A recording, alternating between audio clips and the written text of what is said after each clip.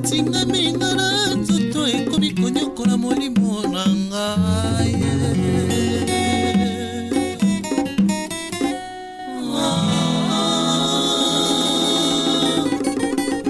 Moino lamuka yo tala.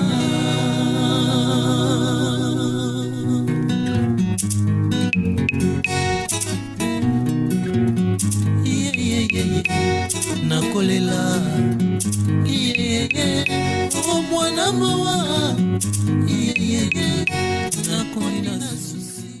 de la 3 fois W Radio Télévision Lisolo. Nous nous retrouvons ce soir pour parler dans notre émission Makinu Kwabaleke, Luya Lokobambuta, une émission de culture, une émission de spiritualité, une émission d'histoire qui vous est présentée par Ndompeye Vitankanga. Nous allons parler ce soir d'une héroïne, d'une championne de la résistance et de la révolution de Kachopa, et l'événement se passe bien sûr au XVIIe siècle. Et je vous rappelle que la présentation n'est qu'une condensée d'une émission que nous avons présentée en lingala sur la 3 fois W Radio Lisolo. Rapidement d'ailleurs, nous tenons à dire que la conquête, n'est-ce pas, de Kachopa commence avec un grand événement qui est, n'est-ce pas, le traité de Tordesillas en 1454, où le pape Vincent IV prendra la décision par un édit papal de pouvoir, n'est-ce pas, partager le monde entre deux grands superpuissances de l'époque. Il s'agit de l'Espagne et du Portugal. Et le Portugal va recevoir, n'est-ce pas, la partie orientale incluant l'Afrique. Et c'est dans ce contexte, n'est-ce pas, qu'il y a eu, n'est-ce pas, l'envahissement de l'Afrique, commençant par l'Afrique centrale, parce que c'est là où d'ailleurs l'histoire se déroule, en 1492 avec l'arrivée de Diego Cao, qui sont les éléments précurseurs qui vont nous amener à comprendre le combat, la détermination, la motivation et la réclamation de Joaquim Pavita au XVIIe siècle. À l'arrivée, n'est-ce pas, dans l'Afrique centrale, les forces du Portugal, menées par Diego Cao, avaient découvert un grand empire, avait découvert un très grand royaume qui était appelé le royaume du Congo. Le royaume du Congo, avec la rencontre de civilisation amenée par le Portugal, a eu un bouleversement profond. Le bouleversement profond qui a amené, n'est-ce pas, à la perte de l'autorité, à la perte du contrôle, n'est-ce pas, à la perte de la souveraineté. La perte de la souveraineté du royaume Congo va amener par plusieurs événements à des mouvements de résistance. Et dans les mouvements de résistance, nous parlerons, n'est-ce pas, de grands résistants comme Nzinga Mpanzu, qui avait combattu son frère Nzinga Mvemba.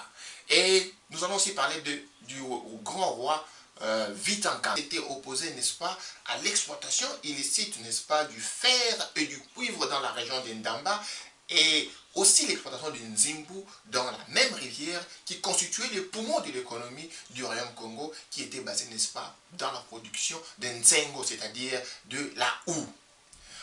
À la grande bataille qui avait opposé l'armée portugaise et le roi Vitankanga à Anguilla en 1665, où le roi Vitankanga avait perdu, n'est-ce pas, sa vie tout au long de ce grand combat. Il avait été décapité. Cela avait entraîné, n'est-ce pas, la dislocation du royaume Congo, l'éclatement en masse du royaume Congo, et cette volonté de pouvoir reconstituer le royaume Congo. Et c'est ainsi que va entrer en scène cette grande prophétesse que nous allons parler ce soir, qui est Mama Kimpavita. Mais cependant, comme toute personne influente, il y a eu un précurseur.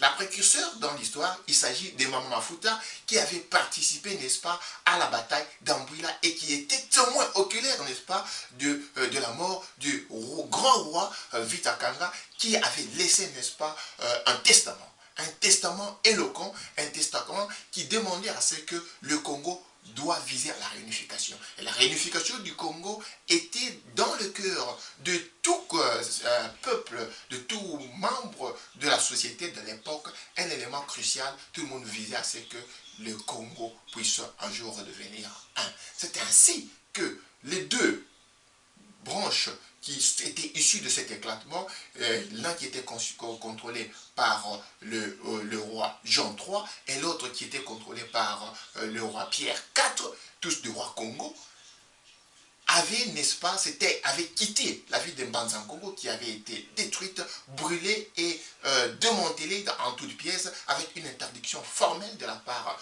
de nouveaux dirigeants, c'est-à-dire de la part de l'autorité portugaise, à ce que cela puisse être reconstruite. Yaya Kimpavita sera initié par Mama Mafuta et Yaya Kimpavita, dans son combat, qui sera un combat de titans, va bien sûr nous amener à comprendre notre rôle. Né de M. Sava et de Maman Tsenga, et c'était en 1684. Elle est née dans la ville de Songololo, elle a grandi dans la ville de Songololo, et elle était née sous l'appellation de Ntimba.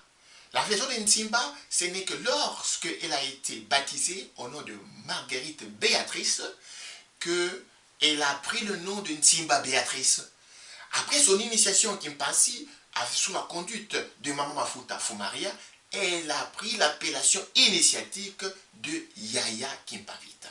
Quelles étaient les revendications de Yaya Kimpavita dans une époque où le Congo était en éclatement, où il y avait cette volonté, cette ambition de réunification?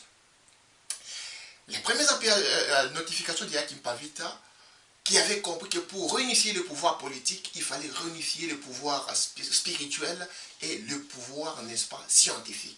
Le pouvoir spirituel est là pensé par la désaliénation du peuple Congo, ce travail qui avait déjà été entrepris, bien qu'il avait commencé avec Mama Mafuta Fumaria. Et dans ce travail de désaliénation, il fallait mettre le précepte, il fallait éliminer toutes, n'est-ce pas, les pensées étrangères qui étaient instaurées dans le peuple Congo et le ramener, n'est-ce pas, au re-questionnement de la conditionnalité dans laquelle il se retrouvait. Voilà pourquoi Yaya Kimpavita commence par, premièrement, comme thèse première, remettre en question l'idée selon laquelle le prêtre, l'Église était, n'est-ce pas, une émanation de Dieu. Elle dit que les prêtres catholiques, les prêtres de l'époque n'étaient pas une émanation de Dieu, mais plutôt une émanation de Rome. Elle a aussi affirmé qu'en réalité, ils étaient qu'au service de Rome. Et il a continué, n'est-ce pas, dans ce requestionnement pour dire que si l'Église, dans sa branche qui a prêché l'amour et l'unification de peuple, était venu avec la thèse que nous sommes tous les fils de Dieu, alors nous devions, n'est-ce pas, nous traiter comme des frères. Mais malheureusement, le peuple Congo s'était réalisé que les mêmes personnes qui pratiquaient la fraternité, c'était les mêmes personnes qui étaient impliquées totalement dans la traite des esclaves. Voilà, il a compris cela, et ce n'est que par ses enseignements qu'elle a pu attirer un grand nombre de gens, et cela a constitué une véritable révolution. Les églises se vidaient. Le pouvoir portugais avait des difficultés de pouvoir continuer, n'est-ce pas, à exploiter le Congo comme étant un État vassal, ou bien comme étant une vassalité de Portugal. C'est ainsi qu'entrera en scène, n'est-ce pas, la résistance du côté des occupants, qui sera menée par le prêtre capucin. Ce sont les prêtres capucins qui vont matraquer Yaya Kimpavita. Ce sont les prêtres capucins qui vont arrêter Yaya Kimpavita, cette grande jeune dame de 20 ans, cette vaillante combattante qui peut être considérée comme étant la première résistante qui a comprise, n'est-ce pas, la profondeur du combat dans lequel nous retrouvons. Et Yaya Kimpavita, pour mettre l'histoire en cours, sera arrêté et elle sera mise au bûcher et, n'est-ce pas, condamnée comme étant une sorcière. Je veux rappeler aux amis téléspectateurs que nous nous retrouvons au XVIIe siècle, c'est pratiquement la période de l'Inquisition en Europe. Et c'est au bûcher que Yaya Kimpavita va finir. Mais ce mouvement ne va pas s'arrêter là. Le mouvement et l'influence de la pensée de Yaya Kimpavita va s'étendre partout dans le monde. Les sympathisants, les disciples de Yaya Kimpavita seront déportés en Haïti, seront déportés au Brésil, et avec ce mouvement, il y aura, n'est-ce pas, les effervescences, cette volonté de pouvoir chercher la liberté qui a amené à l'indépendance de l'Haïti, qui a amené aux révolutions de palmarès, et qui a amené, n'est-ce pas, à tous les mouvements de prise de conscience. Voilà pourquoi Yaya Kimpavita doit être constitué, reconnu comme étant une vaillante combattante dont l'histoire doit être vraiment connue. Pour ceux qui vous aimeront approfondir l'histoire, vous n'avez qu'à lire mon blog bassamoyakachopa.blogspot.com.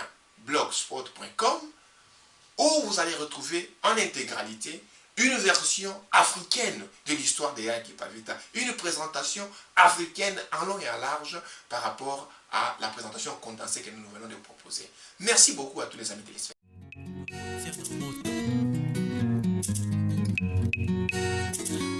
yaki pavita na tango na ye abunaki mpona baindo bakangaka ye basinga ye abwakaka ye na moto kasi liloba ne ya suka ye kimango akoya ye